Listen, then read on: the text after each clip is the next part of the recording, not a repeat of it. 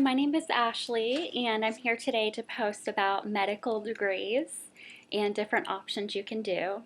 Starting at the very bottom, there's a CNA. That's where you can gain a wealth of knowledge if you're trying to get into any medical program, from nursing to physician's assistant or a doctor.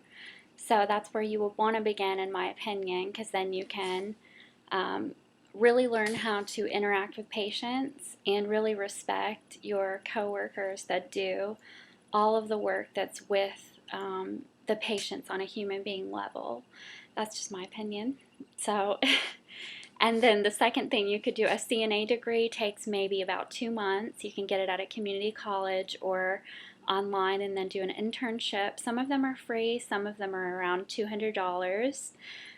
The second thing you could do is medical assisting. That would be doing basic, it depends on where you work, but most of the time you are checking vitals, you can check temperatures, you can do the basic vital signs, you can do also basic sanitation, front desk work, and things like that. That can take about 6 months, usually at a vocational school, or again, you can do it online and then do an internship at a college. The next thing would be a phlebotomy certification.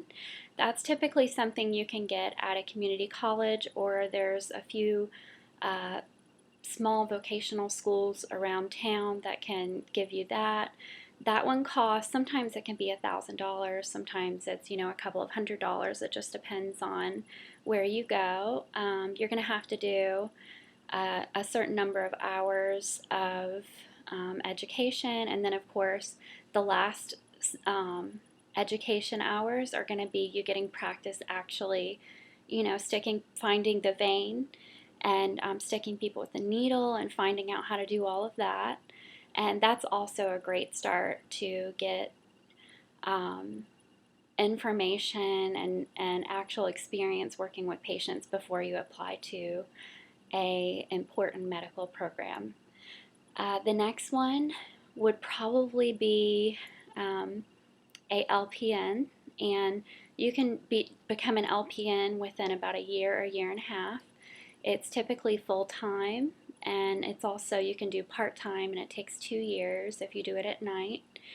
That one is going to be different than an RN. You cannot prescribe medications, however you can help patients. Typically you have to have a phlebotomy, you get the phlebotomy certification within that, medical assisting within that, and then also you get your CNA license all within that. And actually once you start the LPN program, you can get your CNA. I think it's within the first 2 months, and then you can work as a CNA right after that, which is awesome. You can be a CNA while you're finishing your LPN degree. If you have your LPN degree for a year, you can take an online program. And then I think the last couple of months is going to be in person finishing the degree, so that you can combine your LPN and RN to become an RN. And that's typically at a community college. It is a competitive process. And now I'll get into prerequisites. So as far as prerequisites for a RN or RN to LPN, either one, you're going to need, and this is just across the board pretty much, you're going to need anatomy and physiology 1 and 2, microbiology. You're also going to need medical terminology and science of nutrition, psychology, and then typically they take all of those classes and the grades you made in them, and then they see if you automatically get in, or if you're waitlisted, or and actually you want to do really well in those classes, because that's going to determine how you do in your actual RN program, because clearly you're just building on that information. Like if you don't have anatomy and physiology down, and then you're trying to learn all of these drugs while you're in your RN program, you're not going to really know what you're doing. So it's kind of a good idea to do that. The next program would be a physician's assistant, which takes 2 years, and you're going to need a bachelor's degree from an accredited university. Most of them require that you already have your degree. In addition to that, and you can have your bachelor's degree in anything, so it doesn't have to be in something medical. You can have your bachelor's degree in, English, social sciences, art, anything that you want to do for your undergrad, as long as you take the prerequisites. The prerequisites for physician's assistant actually are more than nursing or medical school, and I'm not sure why it's like that, but it just is.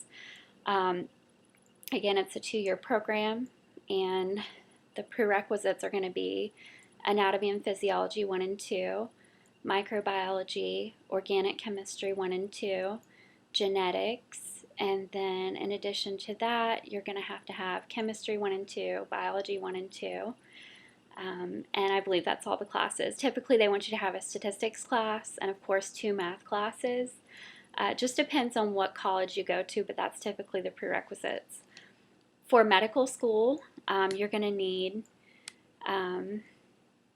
let's see, chemistry 1 and 2, biology 1 and 2, biochemistry 1 and 2, and you're also going to need 2 math classes and genetics.